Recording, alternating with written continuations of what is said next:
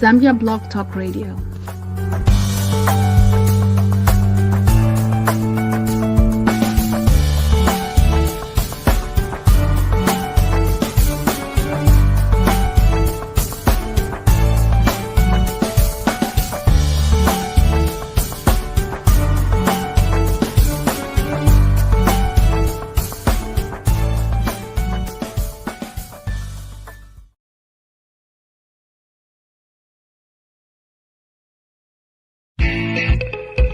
Do you want to promote your business on Zambia Blog Talk Radio?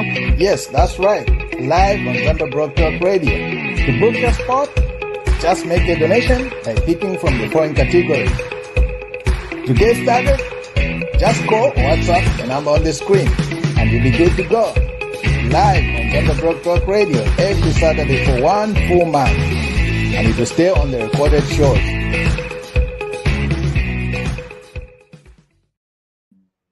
Hi, everybody, and welcome to the show. It is Saturday, September 17th. We do thank you for joining us from wherever you're watching. Good afternoon, Europe, and good afternoon, Zambia. Good evening, the Western Pacific. And like we say in these parts of the world, good morning, America. Hello, Mr. K. How are things going? Good, Nathan. Things are well. I don't know how things are. Things are all right on my end. We ask all of us that please tag a friend, let everybody know that ZBTR TV is live. What do we have on the show today, Mr. K? So today we have an amazing show, like any other, because I'm in Zambia Blog Talk Radio. We're joined by Helen Leale-Green, who's the founder of Our Moon Education. Helen has been doing phenomenal things, and we thought, wow, we need to just bring her on. And as the show goes on as well, we have Mina Lamel, who happens to be Helen's niece. Yeah, she's also going to be sharing the works that she's been doing with Our Moon Education, as well as just some of the things that she's been doing in the South Luangwa. Yeah, as regards her experience in Zambia. Hi, ladies. Welcome. Hi. Nice to be on the show. Thank you for inviting us. Excellent. Hi. Okay, Mr. K. Okay. Welcome, Helen. Hi, Kasalula. Oh, nice to meet you. Yeah, we're excited to have you. So, to get into it, you are the founder of Our Moon Education. What is Our Moon Education, and why the name Our Moon? What does it stand for? So Our Moon it's a small education NGO. We're registered in the UK and in Zambia, and we work with really high achieving but financially disadvantaged young people after they've left grade 12 and before they go to university.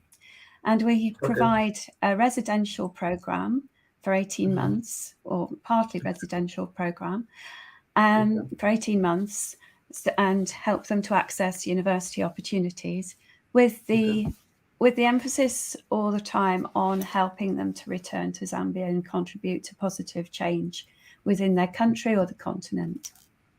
Okay. Yeah. So also amazing. So why did you exclusively decide to just work with grade 12 school leavers?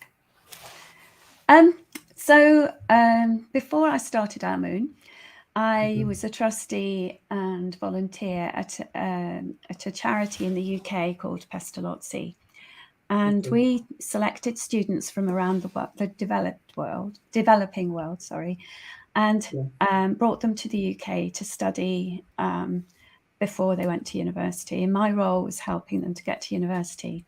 So I guess part of what informed our decision was the fact that I had these skills and knowledge and passion for helping those students to get to university. I've done some teaching and tutoring, but I'm not a typical classroom teacher. So that wasn't my area of expertise. And it was one of my students, Justin, who who was at Pestalozzi at the time studying from Zambia. And he said he thought that I could make much more impact if I came to Zambia. And so he helped to link me with other NGOs and schools in Zambia, and we started from there. Okay. Actually, from what you said, actually, which partly answers it. My next question was going to be, why did you pick Zambia? It was entirely because of Justin. Okay. I was working with students from lots of different countries, but it was Justin that said, look, Zambia needs a lot more help in this area. There just aren't many opportunities for Zambian students outside the country, and for quite a lot of children leaving grade 12, it's actually very difficult for them to access university in their country. And so that's how it started. Awesome. Part of your mission statement that's on the website, actually, that's listening, the website is basically Our Moon Education. Part of the mission statement reads, it says, you say your mission as Our Moon is to empower Zambia's young people through education and personal guidance. Obviously not to finish it all. So then just kindly elaborate the gap that you noticed. Yeah, so I think there's two things. There are two gaps. So one is that there's a gap in education attainment levels compared to most other countries in the world. So Zambia's grade 12 is equivalent to O level, sometimes even called O level. In the UK, students don't leave school until they've completed A levels, which is another 2 years of education. And it's those 2 years that are vital for helping them to access university. And that's the same in lots of countries. If you went to Zimbabwe or Uganda or where else? Lots of other countries, they do some sort of A-level program or equivalent, and that's missing in Zambia. And so it makes it difficult for those students to access opportunities outside of Zambia. So there's that gap. And then there's also the fact that there's a gap between leaving school and being able to go to university if you need to apply for a loan. At the moment, it's about 2 years, but I understand it's reducing down to a year. But there's still that gap in time. And so we felt that having a program that sits in that gap and helps to plug the difference between the attainment level at the end of grade 12 and what's required at university would be good for us as a starting point. Okay. So basically, it's a gap here. So you use the window between completion of grade 12 and going to university. Yes. Yeah. Okay. So what's the how far back? How many years upon completion do you look at to work with the students? So we take students who have either just completed grade 12. So we open applications in February when grades are released, and we will go back 1 year from that. So students could be so for the next group of students, they'll have either completed in 2022 or 2021. Okay.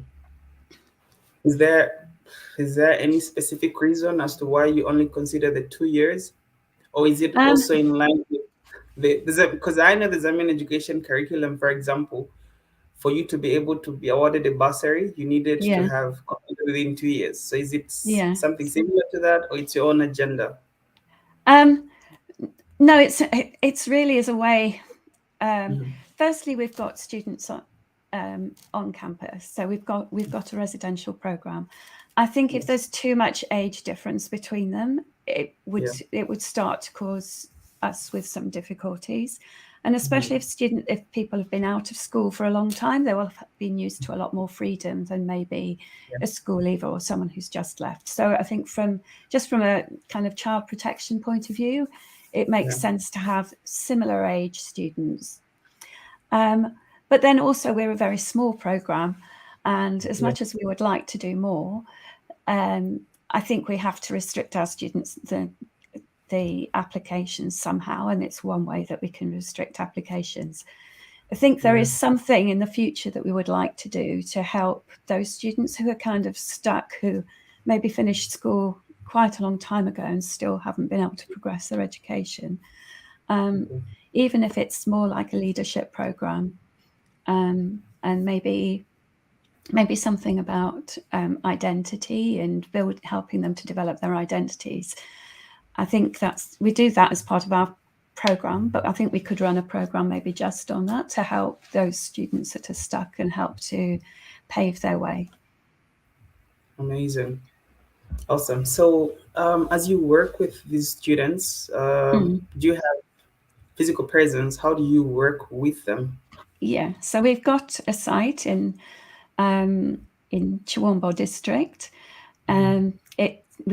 We were given the land by the chief about 3.5 years ago.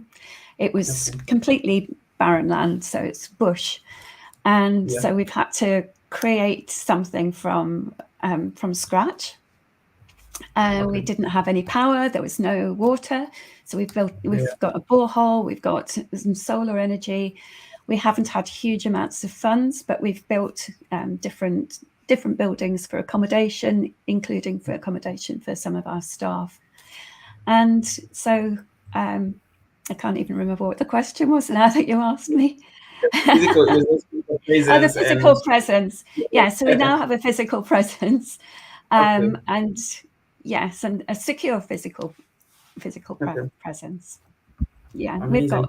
We've got gardens now. We're producing most of the vegetables that we need for food for the students and for our staff.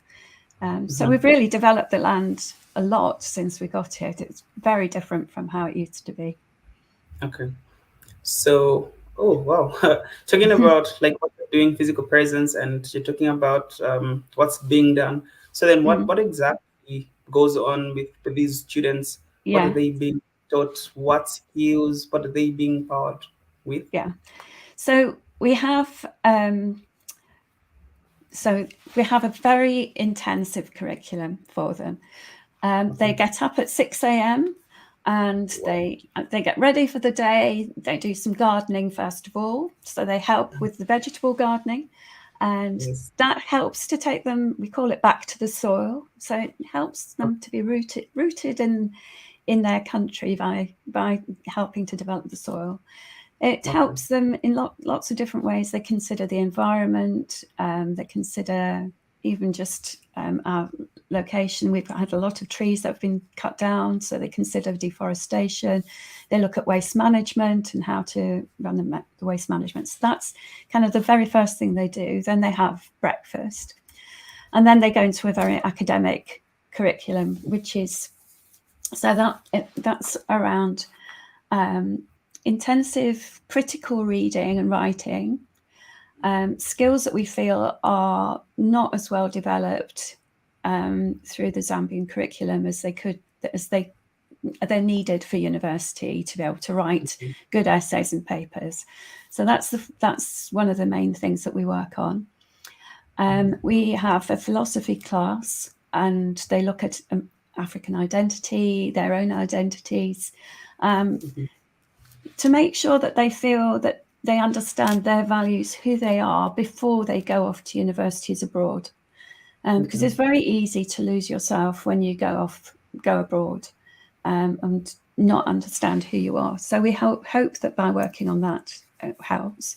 We do a literature class, so they do literature. At the moment, we're reading Americana by Chimamanda Ngozi Adichie, which is, it's a great book. Just the story is great, but it also talks about being a student abroad, which is very relevant to our students, and about the identity. So it covers quite a lot of the things. And then we also do a research essay. It's a 4,000-word research essay on a world issue that they see in a Zambian context. And that brings together not only their writing skills, they also have to present their findings as well, but they it helps to develop their social awareness and conscience about issues in Zambia. They also do computer programming, and they do some maths classes. And I think that's about it from an academic point of view. And then we also look after their physical, mental health. So they do physical exercise 3 days a week. Sorry, yes, 3 days a week. We talk to them about their mental health, and they have some guidance on mental health. But also, if they really need it, we have access to some psychotherapists who can help them through some of their issues. I think that's covered most of the program while they're on site. And then after they finish on site, they do internships and projects and finish their university application. Sorry, that's the bit I missed. I work with them on their university applications I visit Zambia. So I start them off face-to-face, but then I work online with them on their university applications after the event. And so they continue those once they leave the site, and yes, do internships and various projects. And then hopefully they'll be off to university around about July, August time the following year.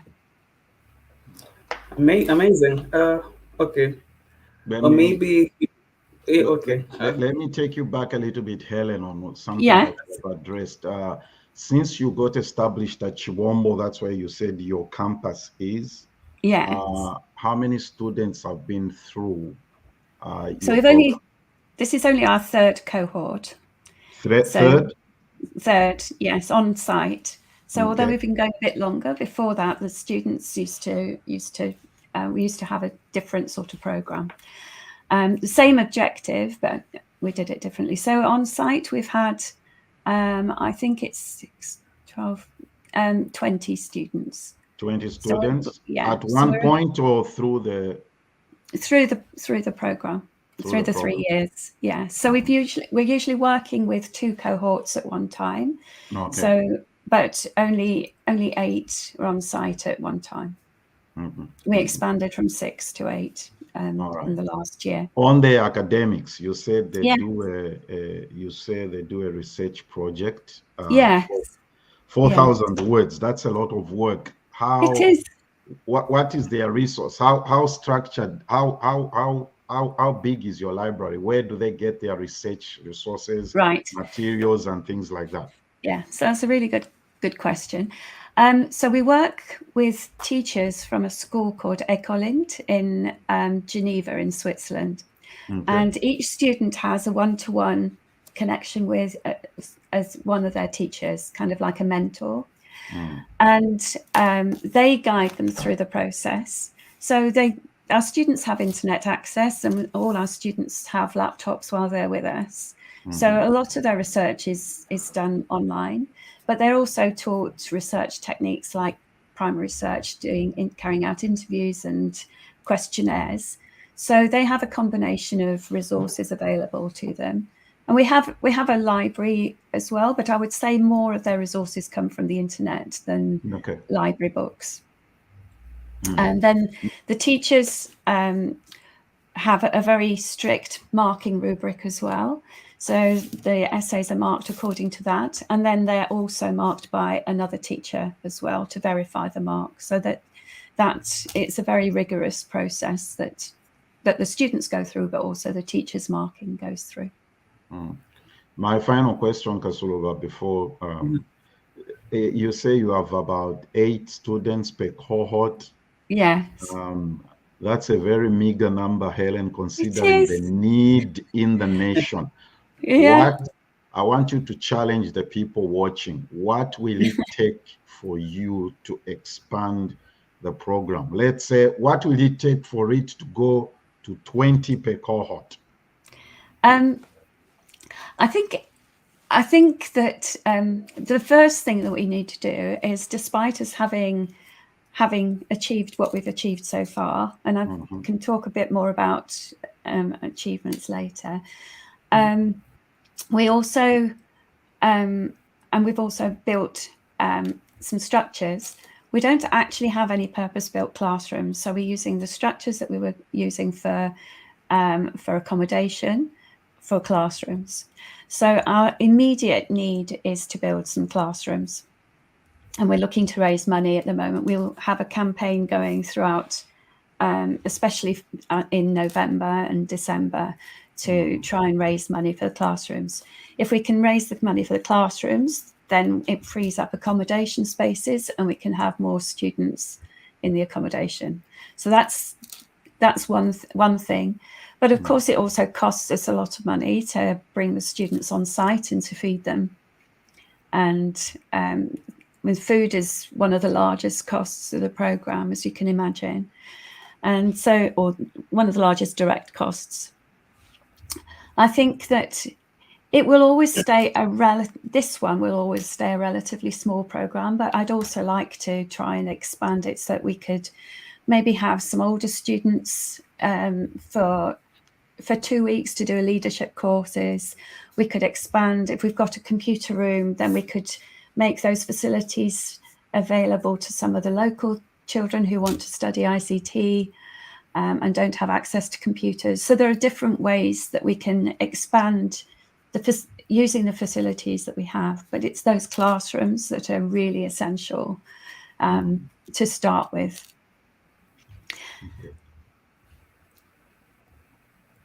Does that answer your question? Yes, it does. And Yeah. the idea is to get our community viewing audience and our ZBTR global community to get engaged in projects like this, because as much as all of us know, education is the key, and there's a great need, and that I believe that's what your organization is about, to prepare kids, absolutely, to prepare kids to get a higher education, which is a great need right there. Mr. K. Okay. Before Mina comes in, she'll be coming in shortly. I just want to take you back a bit. Yeah. There's one big problem Zambia has.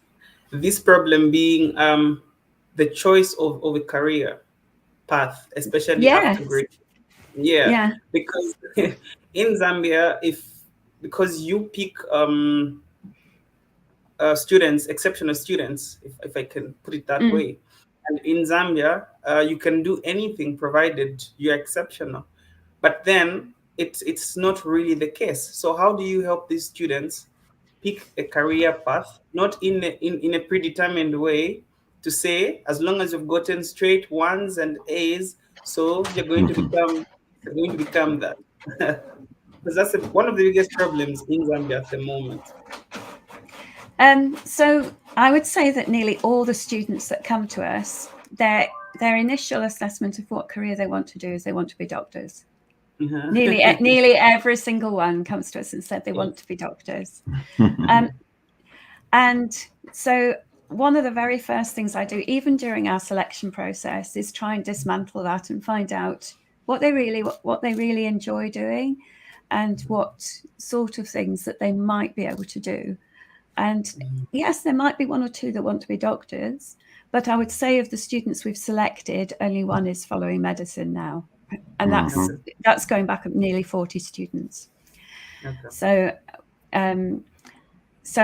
that's part of the process that I go through with them. So as the current cohort, one of our students is really, really interested in ecology, in trees, in the environment. And so we're trying to put her down an environmental science route at university. We've got other students who are really interested in, say, computer science or civil engineering. But then, why civil engineering? Because even engineering tends to be one of those professions that people say, I have to be a doctor or an engineer. So we really probe them to find out what they want to do. And one of the lovely things about doing their research essay is that it gives them chance to explore parts of their career through an issue. And so another of our students, for instance, has really enjoyed looking at the dependency on hydropower in Zambia and has realized there's a great need for, whether it's electrical engineers or civil engineers, but understanding, what sort of power can be brought to Zambia that's maybe takes away from that dependency on hydropower. I'm trying to think what some of the others want to do. One of our students is very interested in psychology, and she's very good at understanding people, but she's also interested in the brain. And so she's now understood that there's a discipline of neuroscience, and she's very interested in thinking about that. Okay. One of our students from last year has gone to a wonderful university called Earth University in Costa Rica. And she's very interested. They only offer agronomy as a degree. It's the only degree they do.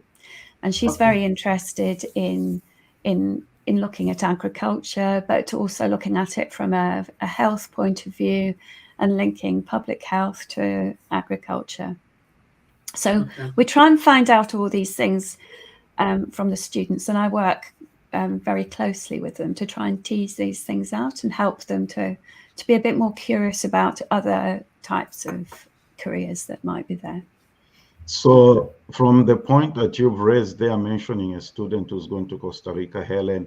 Yeah. So you do not restrict your search for universities for your students just to the UK? In fact, very few go to the UK because there are very few scholarships in the UK. Okay. We were lucky that I have had five, now four, students at Edinburgh University, because there was a programme by MasterCard Foundation that covered their funding. That's now finished, or it'll finish when these students graduate. There are more opportunities at master's level, and we still work with our students, and if they want to progress to master's level, then we'll help them to apply for masters as well, and there are more opportunities in the UK. Our students apply to the US because there are funding opportunities there, but it is extremely competitive. So it's very difficult to get into the US. And then there's some universities in Africa where there is full funding. And there's a university in India called Ashoka University where we have 4 students attending, and this one in Costa Rica as well. But they only go to universities where we know there is full funding, and where I know that there have been students that have been well looked after in the past as well. So I'm very nervous about sending a student to a university that we don't have a direct contact with, or I don't know somebody who has sent a student there in the past.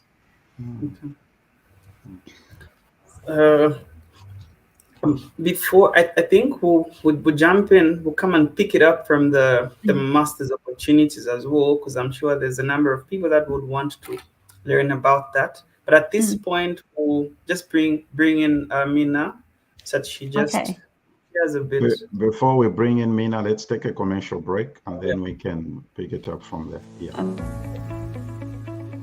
Zambians in the USA, in partnership with Global Alliance of Zambia Healthcare Professionals, invites you to the biggest event ever, the Meet the President International Fundraising Gala Dinner, featuring Zambian President, His Excellency Hakainde Hichilema, right here in the United States of America. Venue is the New Capital, 103 Bowery, New York, on the 20th of September 2022. Time 6 p.m. to 11 p.m. Eastern Standard Time. Come and have fun and interact with your president, our president. The funds raised will be channeled towards the purchase of equipment for the Cancer Disease Hospital. For ticket reservations and more details, please contact the numbers on the screen or use the email provided. We look forward to seeing you in New York. Dress code: men, black tie; ladies, long gowns or dresses. Get your ticket now.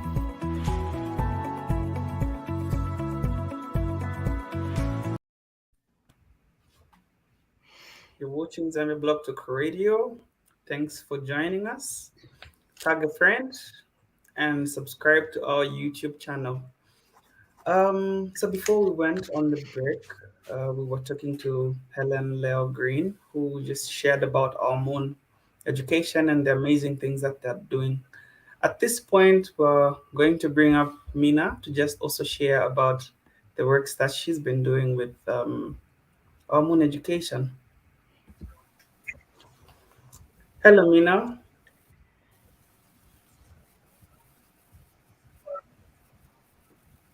Can she hear us? Hi, how are you? Great. How you Hi, doing? is everything good?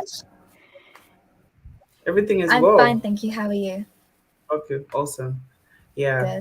Good. Mina, would you like to share with us your works with our Moon Education?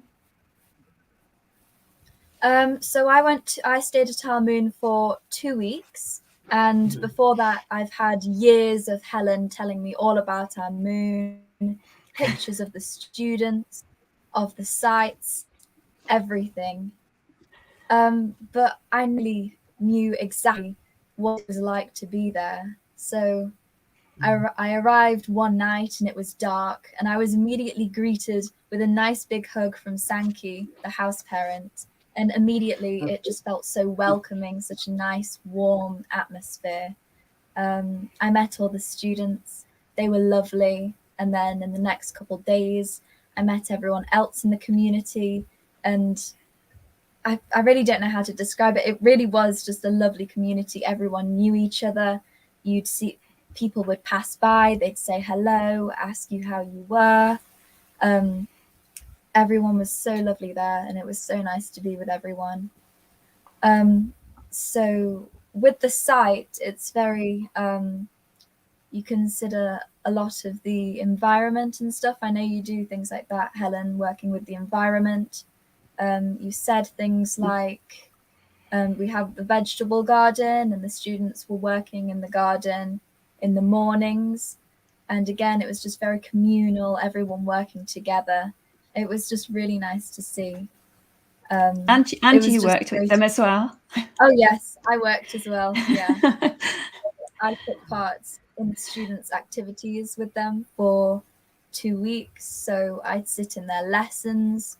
We'd do working on English, like writing essays, researching. We would do computing. We'd do all sorts. And I was amazed at just how hard everyone works, the teachers, the students. Obviously, I spent more time with the students. They were given quite a lot of free time, and I expected them to just kind of, sit, chat, but they were working even when they weren't being told to. And I was like, wow, I know Helen did say that they worked hard, but it really showed that they really did work hard. And yeah, I wish them all the best. Yeah. Yes, I think you've made some lifelong friends among them. Yeah, I'm in contact with them still. Amazing. I think from here we'll also just proceed to learn about some of the works that you've been doing. You were in the South Luangwa. I must confess, I haven't been to the South Luangwa yet. How did you find it? Oh. So I stayed there for 2 weeks. It was in partnership with an organization called Chipimbele, and they do a lot on educating students to become more environmentally aware and make them become kind of leaders in environmental studies and agriculture and things like that. So it's very much environmental based. And so me and one of Helen's students, Damaris, we did a questionnaire on all about sustainability and climate change with the rural areas in Mafue, some of the villages in Katemo and Nsefu. And we really wanted to just see how they were impacted by various things like climate change, and how they were also impacting the environment as well. We did this partly because I'm really interested in the environment and conservation, particularly as I want to become a vet and study veterinary medicine. But also, Damaris is the student who Helen mentioned going to Earth University, studying all about agronomy, agriculture. So that was very useful for both of us. And when I stayed there, it was very different from our moon. It was a lot more, and it was just a mind-blowing experience for me and Damaris, who had always lived in the cities like Lusaka. Yes, everything was very different, and it was just, it felt so nice to be like nature and the wildlife, because I'm interested in the wild animals and conservation. It was a great experience. Amazing. Looks like you really had a great time. And are you able to share some of the findings you found as regards sustainability and conservation? Or maybe it's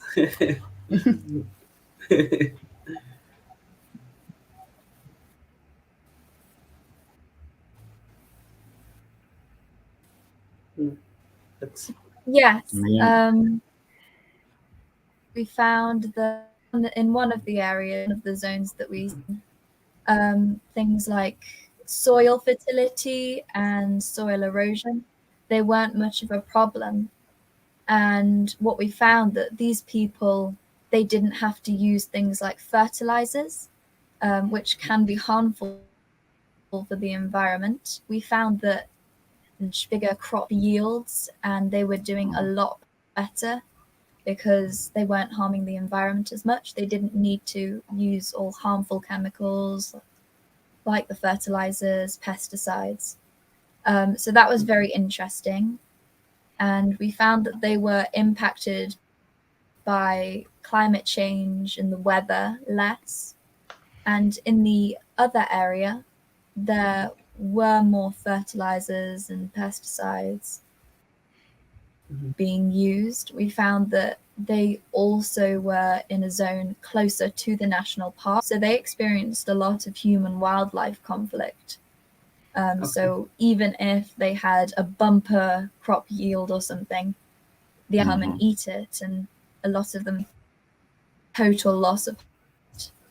And for me, it just seemed so strange that people, their whole, everything that they depended on could just be destroyed so easily, coming from a society where we are, as Helen will tell you, we are wasteful, and it was just very strange experiencing just how harsh it could be living there. But yes, we found that both areas were, there would be a longer dry season, later start to rains. They were having to change what crops they were planting them, and really they had so much that they were impacted by and things they had to adapt to. Yeah. okay.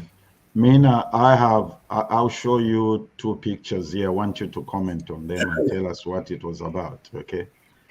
What's going on here? Yeah. Tell us about this photo. What's going on here? Where was this? So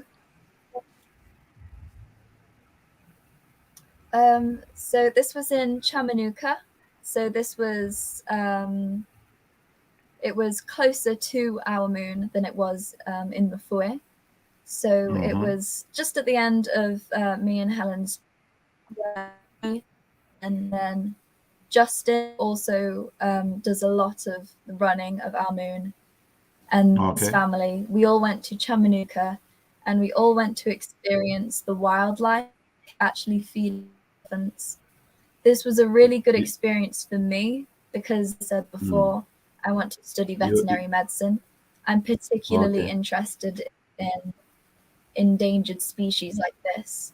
So that was a very good experience for me to really get up close and personal with the animals. Mina, let's talk about that hair. Who did that hair for you? So it was actually someone at our moon. Damaris got the extensions for me.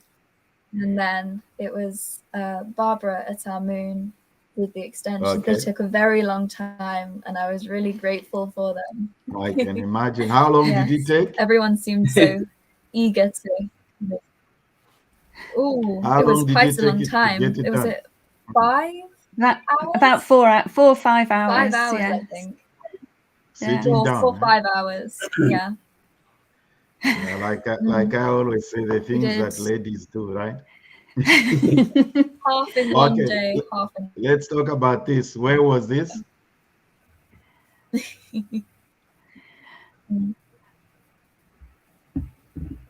Talk about that picture, Mina. So this was in Mufue. Mm-hmm. It was me and there's Damaris, and this was with some of the locals Okay. from village to village, Mm-hmm. all of for the questionnaires. And while we were cycling, we encountered these women, and they were talking to us about our findings, how we were finding Mufue, and they were like, they wanted to take pictures with us, so we said yes. And that's just an example of how nice all the people we met were, how we found Mufue. It was just lovely speaking to everyone. That's good. That's good. There's something about you making a trip to Kenya. What was that about? Would you like to talk to us about that? Oh, that was me. Not. Oh, not that Mina. was you. That's me. Yes. Okay. Yeah. So, Helen, you made a trip to Kenya. You have a project. Do you have our moon education in Kenya too? No. So I've actually been to Kenya this week. I went on Sunday and I came back on Thursday. So it was a very quick trip. So our moon is a member of the Harley Access Network, which is a member organisation of organisations who have similar missions to our moon, in that they help high achieving, low income young people to access university. And so we had our annual Indaba. I say annual, it was the first time we'd met face to face for 3.5 years because of COVID. So the others, we'd had 2 that were virtual. And we go there and we share opportunities for our students. We share best practice, but we also share issues that we face, like, how do we encourage our students to return and contribute back to their countries and the continent? How do we help our students to make their countries an attractive destination? And how do we support our students who might be suffering, from a huge culture shock when they go to these universities? So how do we help them with their mental health? So even though they leave our organisations, they don't really leave. They might be our alumni, but we're still rooting for them all the time, and we want them to be successful in their own way. So it's just a wonderful organisation to be a part of. I'm quite actively involved in it, so I sit on the executive committee. But there are a few other organisations in Zambia that are also part of it. So there's Pestalozzi World, which is part of the Pestalozzi School in Zambia. There's Kuchetakela Foundation, which is based in Lusaka, and also Project Educate, which is based in Western Province. And then there are 43 member organisations from different countries across Africa. Plus we have friends of Harley who are universities and people who are helping in the education space around access to higher education and breaking down barriers. So that was my trip. So I'm fresh from Kenya. Who participated in this conference? Do the students participate, or it's just the leadership? No, it's just leadership. It's for us to share opportunities. The way that so our students aren't really involved, but obviously they benefit from us knowing more and being able to help them more. But also one of the ways that's really nice is if I have a student, so I had a student, for instance, going to Carleton College in Minnesota this time. So Carleton College in Minnesota in the US. I don't know. I didn't have another student who had ever been to Carleton College before, but within Harley Access Network, I'm able to say I've got a student going to Carleton College. Is anybody else got a student who's already there, and anybody else going? So there was an organisation in Burundi called Tuchenje, who was sending a student there this time. So they were able to connect before they went and travel part of the way together. And then also they had a student who was going into their second year. And so he was there to greet them and to help them settle in. So it's that sort of reason why, for me, that's why the Harley Access Network is such a powerful organisation. What are some of the fun things that go on at the campus in Chibombo? What are some of the social fun stuff that the kids do? I know there are very few. Well, what are some of the fun things that they do? Well, they have parties for their birthdays, and it was actually Mina's birthday while there. She'd probably want to tell you a bit more about it. But we had a party for her birthday. We also had graduation. So they, students are quite good at partying. They love their music and dancing. We have our chef produces a really elaborate meal and sort of like a feast. So very special food. And yes, it's very relaxing evening for them. Graduation was particularly exciting because obviously we had our old students coming together with our new students, so that was lovely. But yeah, so they have parties. I'm trying to think what else they do for fun. I think most of them would say they have fun doing lots of things like physical education. They had the students challenged the workers to a football match. I don't think Mina was there during the football match, but yes, and the students won, so they were very chuffed about that because some of the workers play football quite regularly, and so I think their physical education is quite a bit of fun. And then, although it sounds like hard work getting up at 6 a.m., I think it depends on what their interests are, but they can be quite creative at that. During that time as well, so they might be creating a new garden, or one of the boys was very interested. He likes making things, and so he'd built the area where we do waste management and made some doors out of old wood and some decorations out of plastic bags, and so I think during those creative sessions they have quite a lot of fun. Okay, excellent. We have a contribution here from Teresa. I know Teresa is your friend. Yes, hi. She says, can you speak about the event coming up at the UK Zambian Embassy, and also how many students are in the US universities? Okay, yes. So we have an event on the 29th of November, which is it's a fundraising event specifically to help to build our classrooms. It's taking place at the Zambian High Commission in London, and anyone who's in the UK can at that time is very welcome to come. They just need to contact me, and it's going to be. We've called it a cocktail party. We've yet to finalise the real details of it, but it's going to be. It's not a sit-down black tie dinner. It's less formal than that, but it's a way for people to mingle. We'll have a couple of our students there who are studying in the UK at the moment, so that they'll be able to meet them and understand a little bit more about the sort of things that our students do.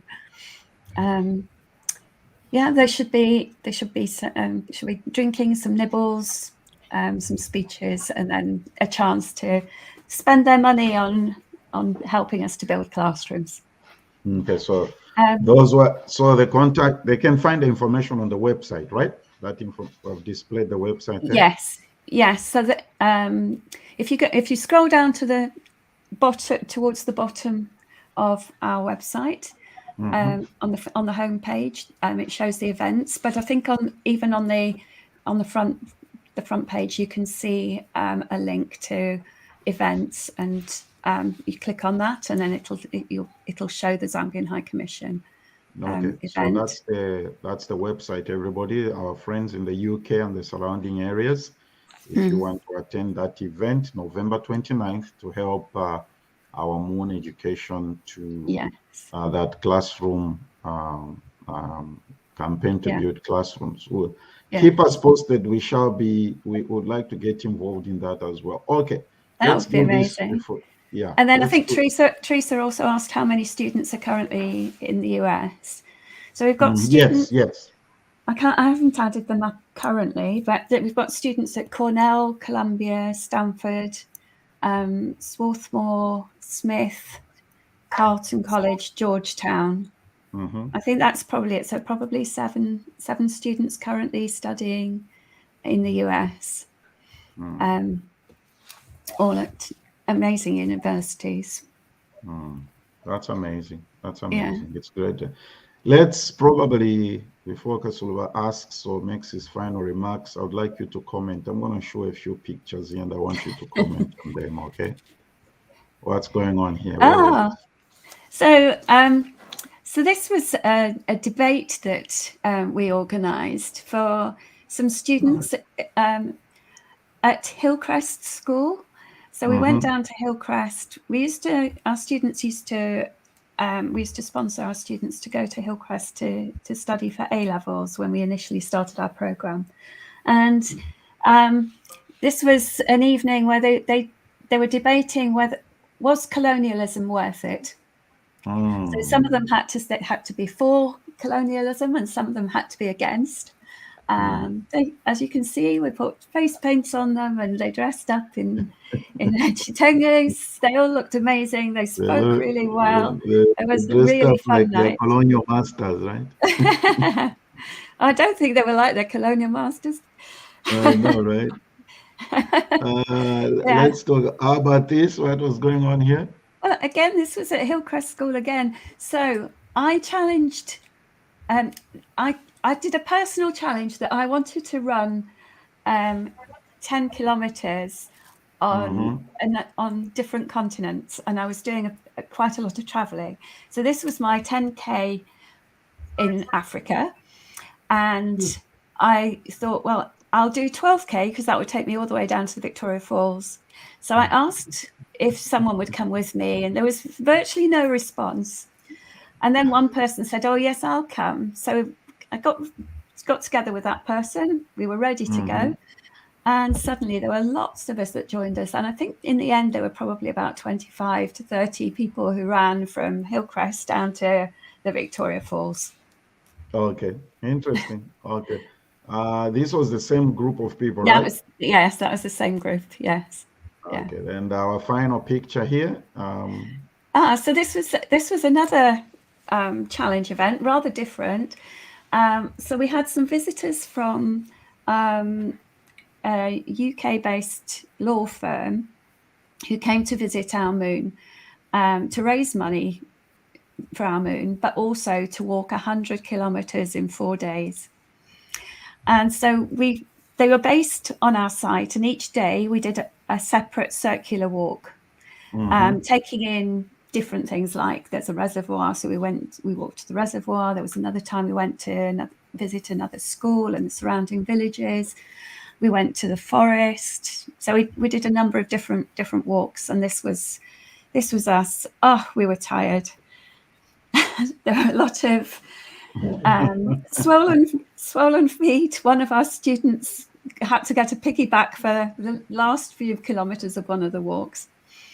Yes, it was a very tiring thing, but we raised quite a lot of money doing that, so that was fun. Okay, amazing. All right, how time surely flies. Yeah. So I'm going to ask, I think, two quick questions before we conclude. The first one being, you talked about master's programs. So even at master's level, is it only the ones that you have been with, you help with undergrad? Are they the ones that you also help with masters and things like that? Yes, essentially that's what we do. So, for instance, one of our students, I wouldn't say I helped her hugely. She got help from lots of people, including some of my alums from my previous role. But she's just got the Rhodes Scholarship and is starting at Oxford University to do a PhD this time. Wow. It's so so mostly it's helping our students. I mean, if you can imagine, it's only me that does that sort of work, and I've already got 40 alumni that I have to work with, so I can't work with an indefinite number of students. But if I get to know somebody outside of our Moon who's worked with us in some way, and I think that they stand a good chance of getting one of the scholarships, then I will either connect them to one of our alums that's maybe been through a similar scholarship scheme, or I might be able to help them by reading through some essays, that sort of thing. Okay. But I have to always prioritize my students. So it depends on what I'm doing at that time and what my deadlines are. Okay.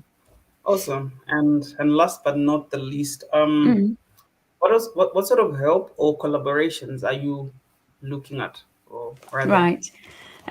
So one of the main ways that organisations in Zambia can help us with is providing internship opportunities for our students. It's really important that our students get a sense of the fact that there are professional organisations who offer meaningful work, purposeful work in Zambia.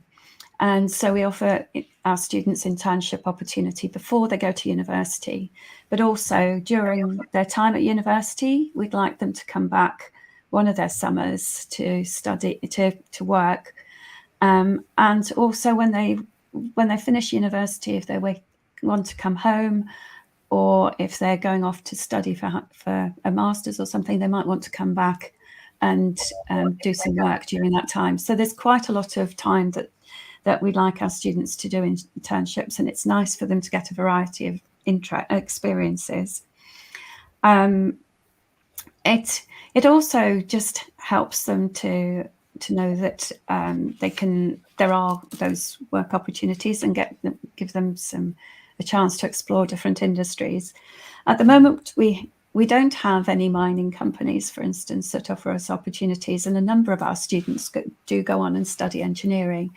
And so it would be lovely if we had some organisations like that. For people outside, people in the diaspora, then I guess, helping us with our classrooms would be amazing. So that would probably be the main way that we would like some help. Excellent. All right, Helen, Mina, thank you for taking the time to be with us. We shall definitely be getting engaged and involved with what you're doing. That's what excites us about projects like this. It's not just a matter of you coming up here and we have a conversation. We want to take it further than that. Okay, that's what. Thank you very much. Mm-hmm. Well, Mina, thank you for having us. when are you going back to Zambia? Well, I would like to go next year around about the same time. But we shall see. I'll need another project to do. You shall see another project. Yeah. All right. I think you want to come for their graduation, don't you? Yeah, then I can see the old students again. So, yeah. For your information, Mina and Helen and everybody watching, coming up, we'll be talking to the planning team for a presidential gala. The United Nations General Assembly is next week. So all the leaders are coming. Our president is coming as well. So the members of this community, the Zambians in America, have organized an event where President HH is going to be the guest of honor, and the funds raised will help to buy equipment for the cancer center in Lusaka. Oh, amazing. That's great. So those are some of the things that we do here. So when I tell you that we're going to get involved and engaged in your project, we mean that. That would be wonderful. Thank you very much for hosting us. I've really appreciated it. You're welcome, Helen, Mina. Nice having you. So let us know when we can talk about some specific things. Even in the November 29 thing that you've talked about, if you want us to promote, to enhance it, to do whatever we need to do, we'll be glad to do that. Thank you very much. Thank you. Excellent. All right, everybody. That was our show for today. Like I've said, coming up is a presidential gala dinner from our organization team. They are coming up in a moment. Stand by. Do you want to promote your business on Zambia Broad Talk Radio? Yes, that's right. Live on Zambia Broad Talk Radio. To book your spot, just make a donation by picking from the following categories.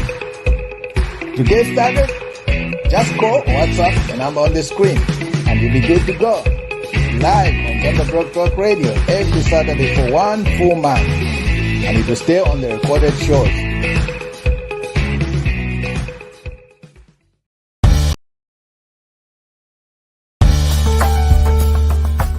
Zambia Blog Talk Radio.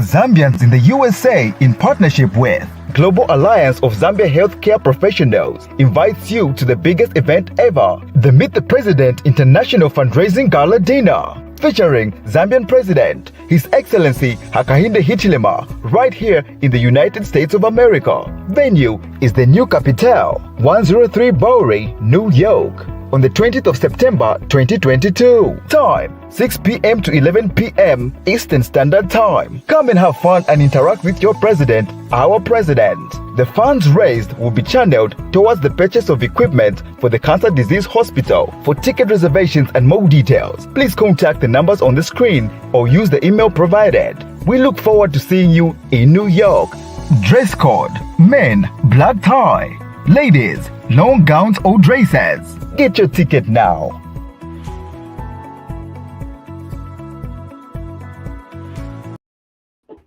Hi, everybody. Welcome back. Mr. K, amazing conversation there.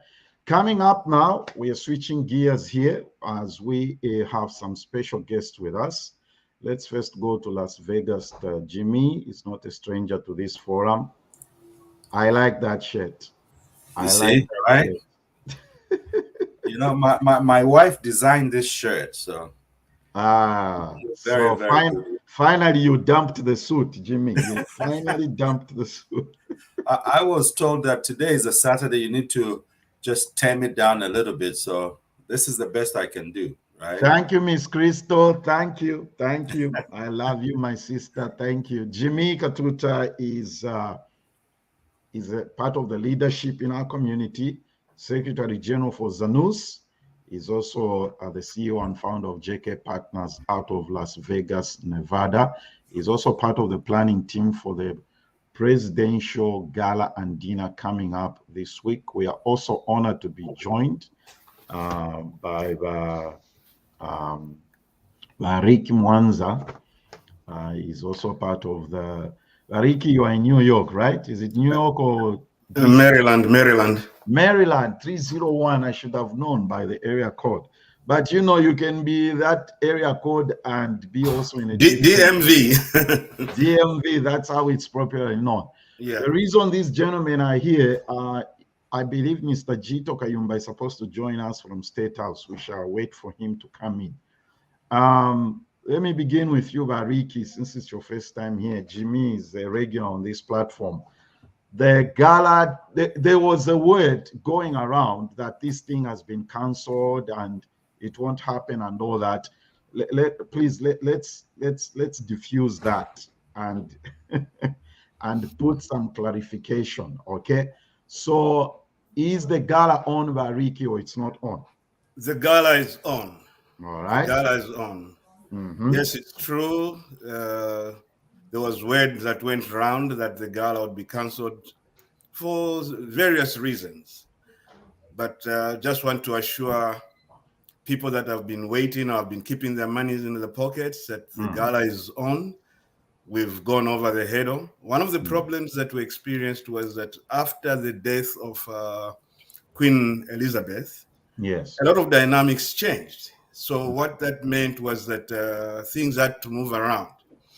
For instance, this gala was supposed to be held on the 21st. Yes. But it had to be moved to the 20th because an event for all heads of state, which was meant to be on the 20th, was pushed back to the 21st. To Wednesday. So they kicked us out of our debt. We had no control over that. And that sent a lot of jitters, but that has now been overcome. And of course, there are other logistical issues that we had to go through. You know, we are dealing with the head of state. Yes, yes. So it's not like just organizing one fundraiser out in Texas or in Wyoming, but we are dealing with the head of state. So there's a lot of protocols that have to be fulfilled. And there's also security issues that have to be done, logistics and so on. So because of that, even the venue, the initial venue that we had identified was moved. So it meant that we had to start looking for a new venue at the 11th hour. It hasn't been easy, but thank God that all those hurdles have been dealt with. We're over the hurdles and we are doing great and we are back on course. I can assure you this thing almost through this thing. We got to a point where we said, let's just postpone.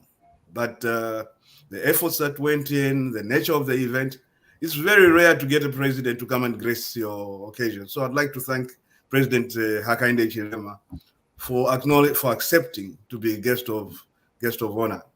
And also the other partners that you are working with, OZA, Zanus, and the healthcare professionals.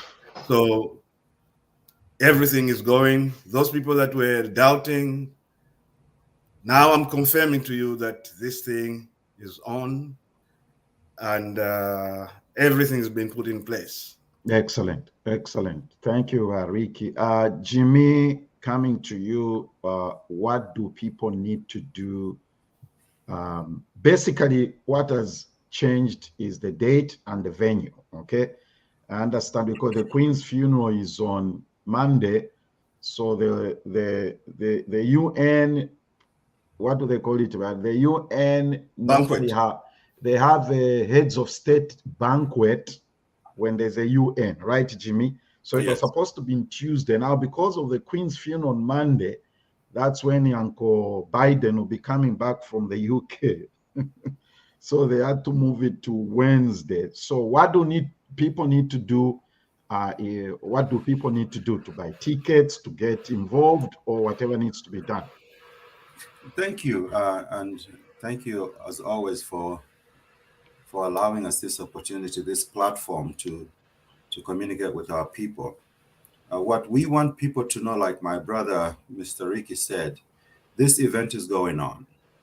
What is important is to understand the reason why this event is so important. Yes. This event is so important on so many in so many ways, Brother Nathan, because number one, to have the presence of our president, who has been working so hard since he came into power. This man works very hard, and the least we can do is give him the support. Zambians, especially those of us that are leaders in the community, it's very important that we show him the support, that we are here for him, and that is not the only one that's working hard, and we are pushing him.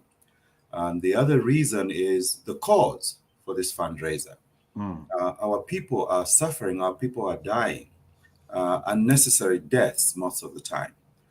This equipment that we're going to provide for our cancer hospital in Osaka is not just equipment. There's so many ways that we can help our people prolong their lives, sometimes even save lots of lives.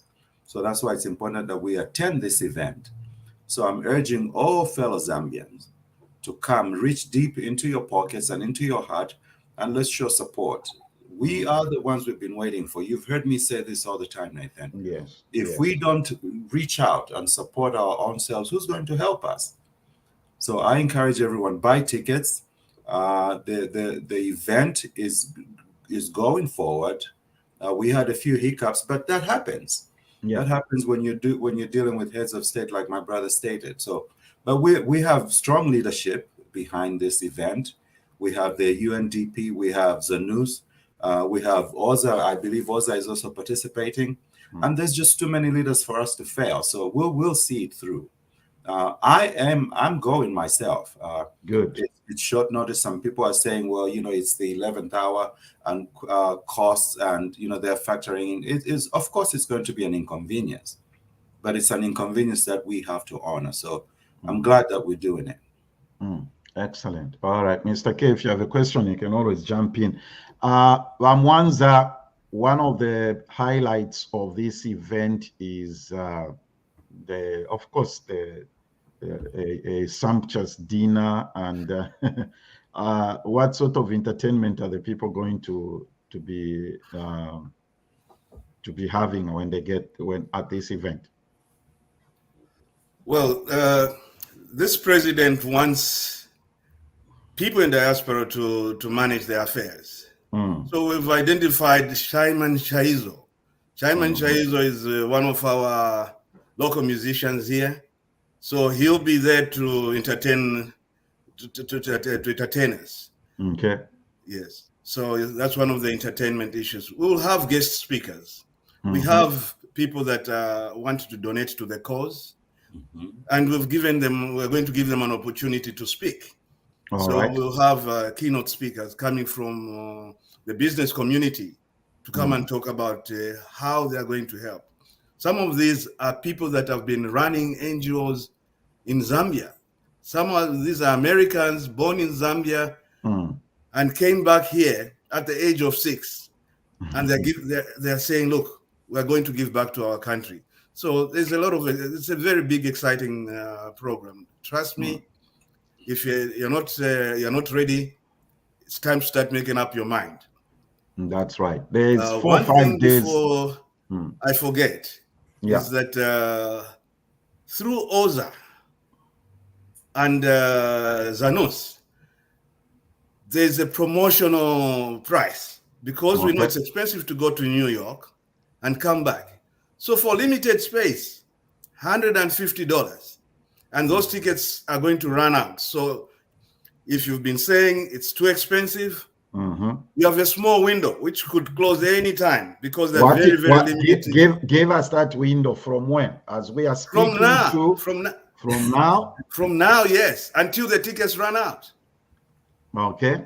So we're saying, look, those people that are living in the tri-state area, New York, New Jersey, and others, you can just jump on the train and attend, But for those that are going to fly from Texas and Florida, we're saying, look, we are giving you a rebate of $100 towards your ticket. So get onto the bus, get onto the train, get onto the flight, and let's meet in New York. I'll be there. I'm leaving tomorrow, just to make sure that we put things in place, and you're most welcome. Okay, so special offer, $150, limited time? Limited time, limited tickets.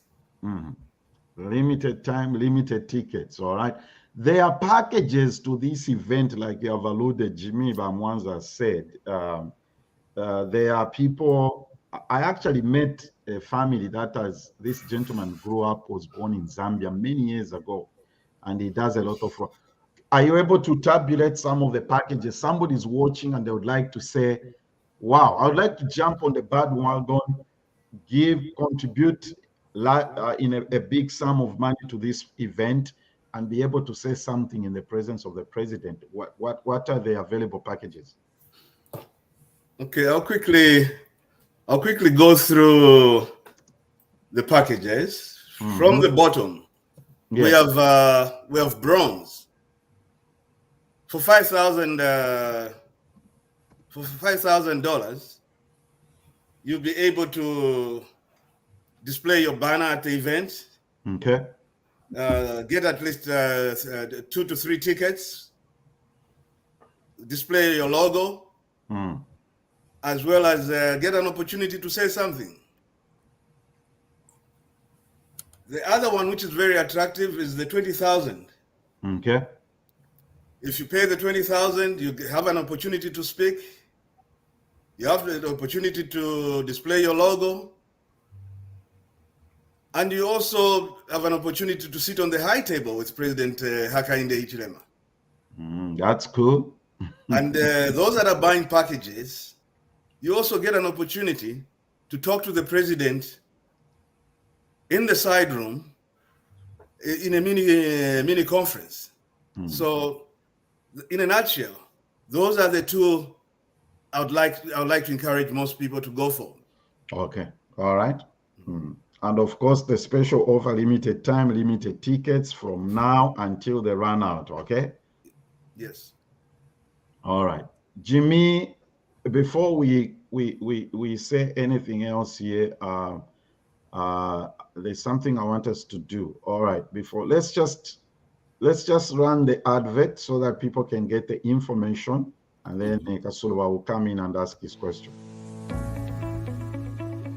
Zambians in the USA, in partnership with Global Alliance of Zambia Healthcare Professionals, invites you to the biggest event ever, the Meet the President International Fundraising Gala Dinner, featuring Zambian President, His Excellency Hakainde Hichilema, right here in the United States of America. Venue is the New Capital, 103 Bowery, New York, on the 20th of September 2022. Time 6 p.m. to 11 p.m. Eastern Standard Time. Come and have fun and interact with your president, our president. The funds raised will be channeled towards the purchase of equipment for the Cancer Disease Hospital. For ticket reservations and more details, please contact the numbers on the screen or use the email provided. We look forward to seeing you in New York.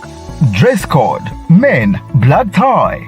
Ladies, long gowns or dresses. Get your ticket now.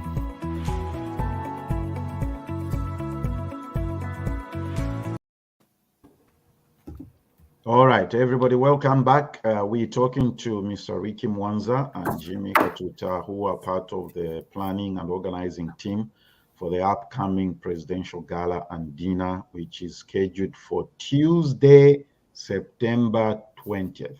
All right, Mr. K. Okay, my question to you, Uncle Jimmy and Uncle Ricky, is for those that will be unable to make it physically for various reasons, is there a way of following the proceedings virtually? I'll let my brother answer that one. Well, that's a very good suggestion. We are currently talking to people that are going to help us to try and beam it live. I wouldn't say we've succeeded yet, but I can assure you between now and that day, we should be able to beam it, because it's very, very important. Right. Just to add on your question, or as a way of responding, some people may not be able to make it. They just want to watch it, but they'd like to donate. So we are saying, look, if you can't go, donate $10, donate $5, donate $20. If you go to that website, there's a provision for you to donate strictly for the cancer, not for the food that we're going to eat. So if you put your $10, it will be going towards that relative of yours in Kaputa, that relative of yours in Shangombo, who has to be driven all the way from those far-fetched places to UTH for that medical attention. This project is ongoing and would like the Zambians to support GAZEP, because we need a hospital, perhaps in Ndola. So we'll be saying, look, if we buy equipment for Lusaka, where else can we build a hospital? Ndola is one place that has been identified because it would cover the northern part of the country. So be on the lookout for further fundraising. So, and those are fundraising opportunities for all the partners in this fundraiser. So we have a memorandum of understanding, and we are saying, look, we can extend this understanding to even building a hospital. So this is just the start of a long journey, and we would like to see it up to the end. Excellent. You see, the thing is, Jimmy, one of the things that is being overshadowed here is that this is not just a get-together fun event, meet the president, dance. It's a cause. Yes. Yeah. I want to go ahead, my brother. And those of us that have lived here, Nathan, understand that these causes change lives. This is, I mean, it's very good to have the entertainment aspect of it. I mean, Zambians are social people by nature, so we like to have fun and dress up. We enjoy that. But the main reason is for us to really reach out to our people right here in the diaspora. What I love about Zanus, I could speak for Zanus because I'm Secretary General. I can't speak much for OZA, even though I am in a way part of OZA, because OZA is the Organizations of Zambians Abroad. So by that, I am part of OZA. Yeah. But Zanus, we have a lot of states that are represented. We have a lot of cities that are represented. We have presidents who are good leaders, and they've managed to rally up their people, their communities, to make sure that we are all speaking with one voice. So what I love about this opportunity is that now we get to talk to our president and share with him the needs of our people right here in the diaspora. Because this is a very rare opportunity. As you know, I just came from Zambia not too long ago. Yes. And I tried to reach out to our president, and it's very difficult to get him over there because why? He has so many things going on, but now he's coming here. This is a very rare opportunity.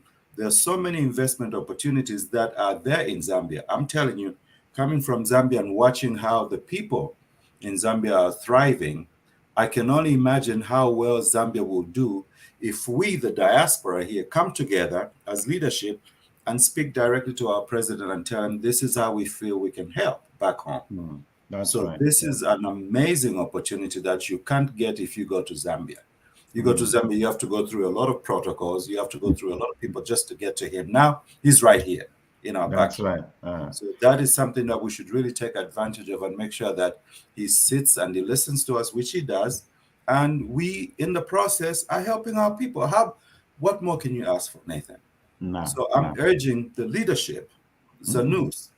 We have a lot of presidents. Reach out to your community. Send them to New York. Send a representative. I don't care if you send one or two people. Send somebody to go and represent your state. And that person that you send them with a note. This is what they expect. This is what your community wants. And let's talk about it. So, and we're glad to hear from Becky. She says, this sounds great. I will definitely attend, you see. Thank you, Becky. Looking forward to seeing you in New York. And let's get word around. And there's some people who may not know about this. Let's not take it for granted. And you can go to that website and just register there. Once again, Bamwanza, tell us again, just emphasis, date, time, and the venue. We're supposed to be joined by a presidential advisor from State House. I don't know whether he will make it. We have a few minutes remaining here. We want to hear from him how it's going to look like from President. Bamwanza, time, date, venue, and all those things. The date is 20th Tuesday, September 20. The time, 6 p.m. Please make an effort to come. Don't regret that you missed out on an opportunity. Like my brother Jimmy said there, try and go to Lusaka to see the president.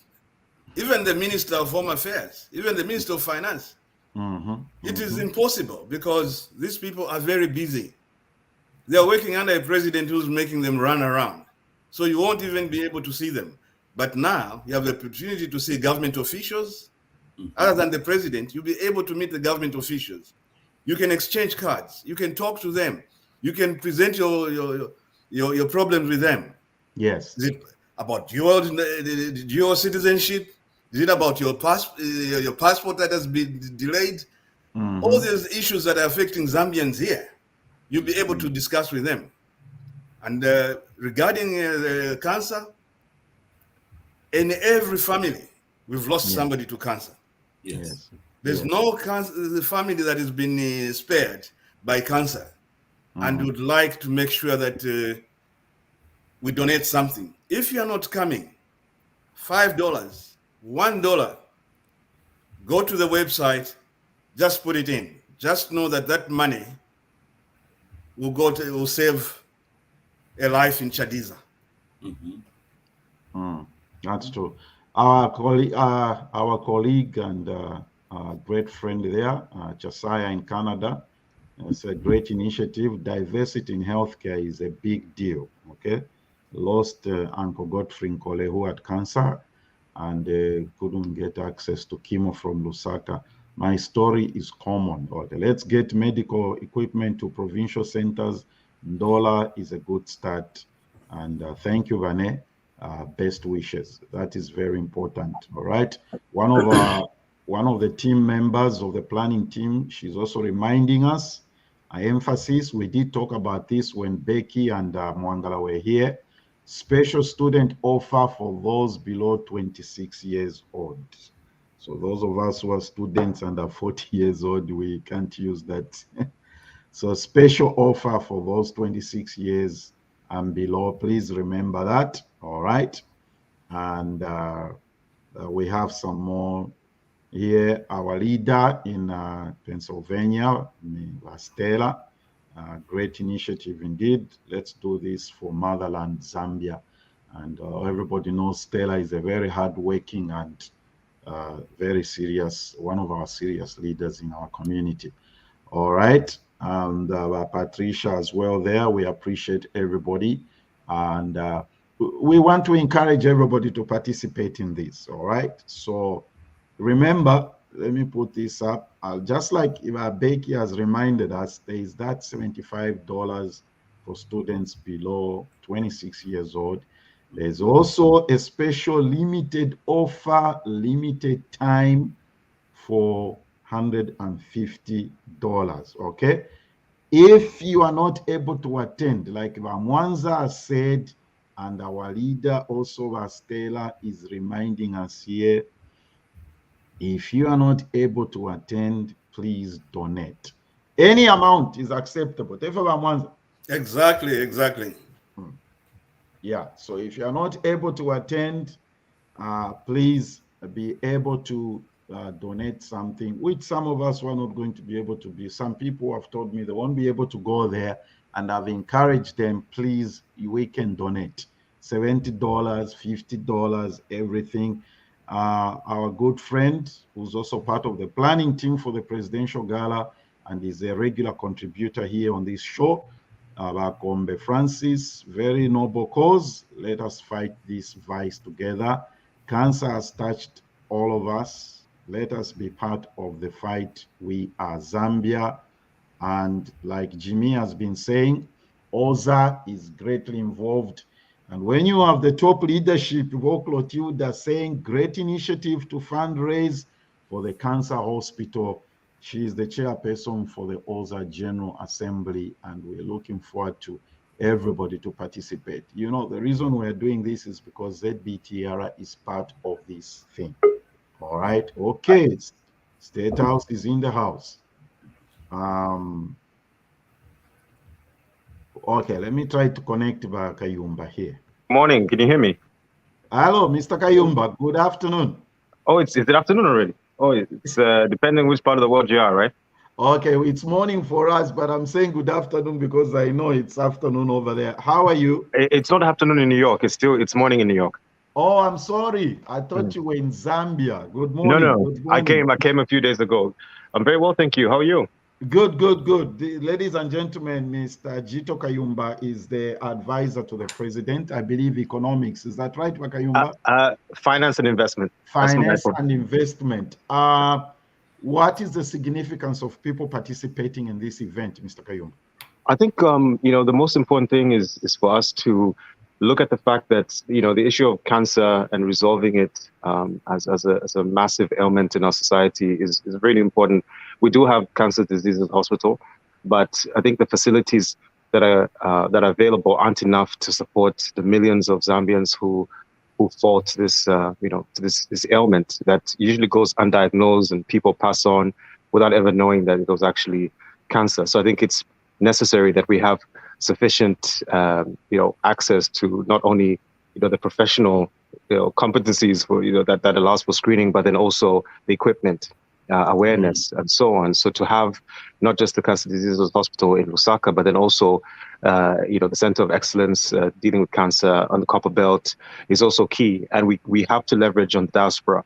And what you will see over the next few days, as you're well aware, the president, in his international engagements, his number one priority is to ensure that he's bringing value back home, but also communicating with Zambians who are out in the world that they are of great value. He refers to Zambians in diaspora as the 11th province, that you're very much connected to us back home. And it's, and we know that you've got expertise, you've got your networks, you're in these markets where you're well entrenched and you have a lot to bring to the table to develop Zambia. So with us, it's really reaching out, connecting, and we really appreciate all the efforts that have been made by Zambians in diaspora to not only put together initiatives like this fundraising program to raise obviously funds and awareness for cancer issues in Zambia, but there's many other opportunities we can explore together, not just to alleviate challenges, but to create value and also to create wealth. I mean, you're responsible for so much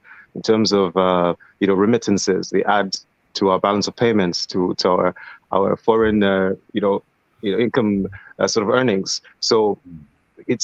So we need to collaborate a lot more. So really, that just encapsulates why this is so important and why we're so passionate about. How much what's the word? How much expectancy is the president looking forward to interacting to everybody coming to this? Oh, very, very high. He's always, even prior to him becoming president, you may recall he had multiple engagements. He had virtual events. Obviously, it was in the height of COVID, so it was very difficult for there to have been much travel then. But of course, we had virtual engagements. So his expectations are very high, not only on what can be raised from the event, but then also the excitement of meeting Zambians who've always been very supportive of him, who stood by him, who campaigned, whether it be online. So he's got his heart is very close to our citizens in the diaspora. So the expectations are high, and I think his excitement is always, whenever there's an event that involves Zambians in diaspora, you can see the shift in the mood, of excitement. Usually, every other engagement is one where we're going in with a clear strategy to meet and achieve certain objectives. But in this case, it's okay, now we're going to meet our people. So it's a win-win. It's a win. Before we I hope this is an okay question. Apart from the president attending and being the guest of honor, he has a very high-powered delegation which the attendees can also interact with. Is that right? Sure, absolutely. So from a high power, I don't consider myself high power, so I'll put myself out of the equation. But I'll definitely be there, and I'm I'll be excited to meet with fellow citizens here in New York, and and by the way, to be at the Capitol, if I'm not mistaken, on Tuesday. Yes. So really keen. Is a Capital, or I think that's how it's pronounced. But certainly, be there as part of the advisory team. There's Pamela Nakamba, who's an economic advisor. There's a few ministers. There's 4 ministers with us. There's Minister of Foreign Affairs. Obviously, his portfolio deals with international engagements, so he'll be there. There'll be the Minister of Commerce, Trade and Industry, Honorable Chipoka Mulenga. Great guy. He's got a great sort of mindset. So someone who, when you're interested to invest back home and understand the strategies around you connecting with assets that are growing in Zambia, I think he's a guy to talk to. The Honorable Minister of Community Development, Mrs. Doreen Mwamba, is here as well.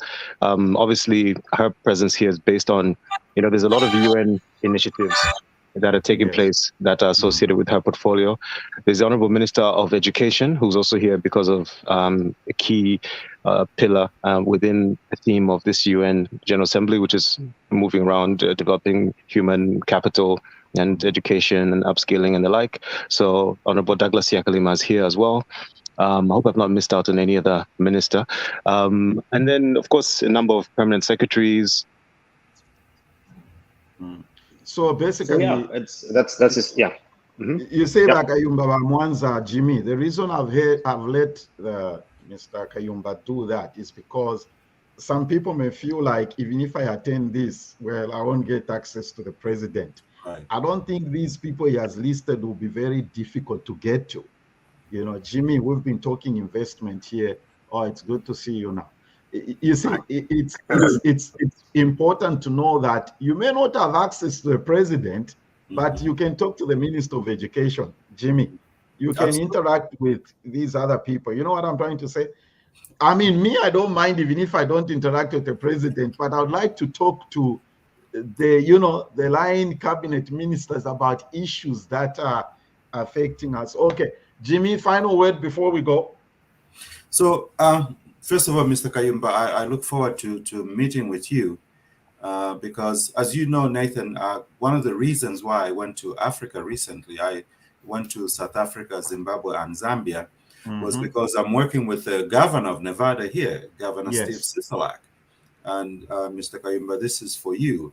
The reason I'm so excited and looking forward to this is because the governor here in Nevada has pledged to give the depreciated equipment. We're talking heavy equipment, we're talking transportation vehicles, we're talking emergency vehicles that he has pledged to donate to Africa.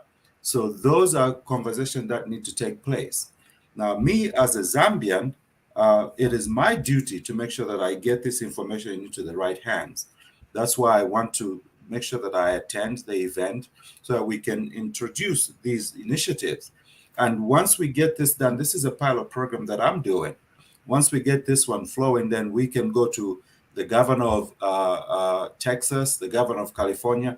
All these companies, all these states have heavy equipment that they depreciate out of their inventory after 5 years. And that equipment to them, what they do with it, they send it to auction. And guess who buys it when it goes to auction? The Chinese. And then they turn around and now they come into our African continent and now our people don't have it, don't have access to it. So I want to get this equipment in the hands of the SMEs. I'm talking about the small miners, the emerald miners, the gold miners, and the small farmers. We want to get the construction companies involved. So that's why I'm so excited. Final word is that my people, my fellow Zambians, this is your opportunity to show how much you can contribute to your country. This is an opportunity. The reason why most of us are in the United States is because we came here so we can learn.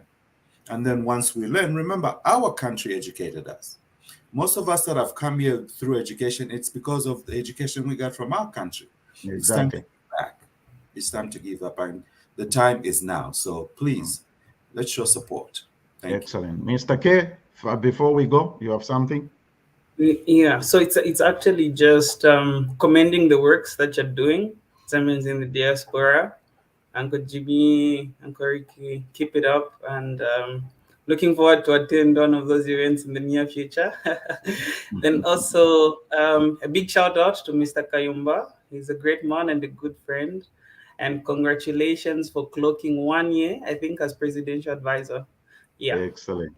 Excellent. Yeah, it's 1 year is no, people take things for granted, but these are tough places to be. Gentlemen, thank you. Let me emphasize this again. The event is on Tuesday, 20th. And I won't even attempt to pronounce that name. Mr. Kayumba did a better job than me. What's the name of the hotel again? It's the Capital. I'm sure the information will be circulated. Yeah. Okay. And the president will share it on his Facebook as well. And just go to that website there, events, all the information is there. There's a special $150, limited tickets, limited time. Even if you are not able to get access to the president, I would like to, for me, Bakayumba, I'd love to sit with the Minister of Education and ask him 1,000 questions, you know, and make it happen. So, yeah. So those of you who are going there, you have this opportunity to meet all these cabinet ministers and ask the questions and whatever you want to ask. All right, everybody, have a great weekend. We'll see you next week, and we'll see you on Tuesday in New York. Absolutely. Zambians in the USA, in partnership with Global Alliance of Zambia Healthcare Professionals, invites you to the biggest event ever, the Meet the President International Fundraising Gala Dinner, featuring Zambian President, His Excellency Hakainde Hichilema, right here in the United States of America. Venue is the New Capital, 103 Bowery, New York, on the 20th of September 2022. Time 6 p.m. to 11 p.m. Eastern Standard Time. Come and have fun and interact with your president, our president. The funds raised will be channeled towards the purchase of equipment for the Cancer Disease Hospital. For ticket reservations and more details, please contact the numbers on the screen or use the email provided. We look forward to seeing you in New York. Dress code: men, black tie. Ladies, long gowns or dresses. Get your ticket now.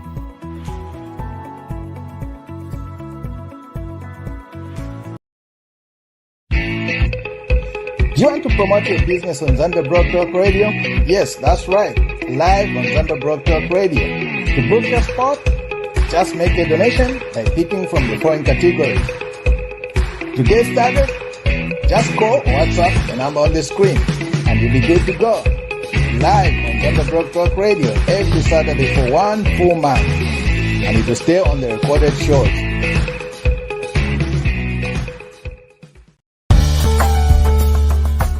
Zambia Blog Talk Radio.